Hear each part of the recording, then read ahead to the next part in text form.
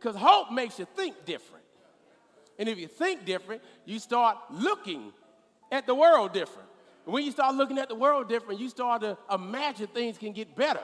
And if you start to imagine things can get better, you might actually start working on ways for things to get better. But when you have no hope, you just like, well, it is what it is. I can't do anything. I'm going to just stay where I am. So rebels and criminals were crucified.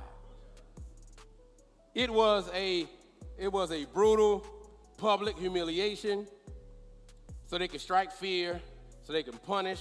And what they would do is, after they would hang you on the cross, they would make sure that they put it in very public spaces. So outside of cities and along roads before you got into the city, they would hang people on the cross. The Roman government would hang people on the cross just so you knew before you even got into the city, don't come over here with that.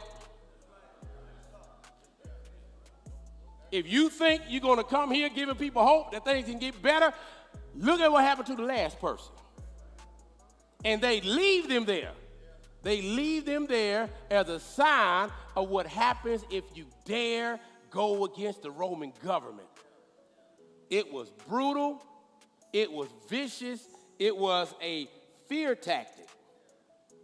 And the other thing to understand, this could only happen to non-Roman citizens.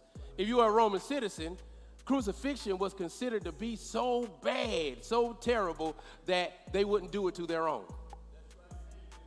That's how bad and terrible it was. All right. And another thing to understand is that Jewish people being hung on a tree was a sign of being cursed. Deuteronomy chapter 21, verse 23, it says, and that's Deuteronomy chapter 21, verse 23, in Jewish culture, being hung on a tree was a curse. So, when they hung people from the cross, it is hanging them on a tree because a cross is made out of wood.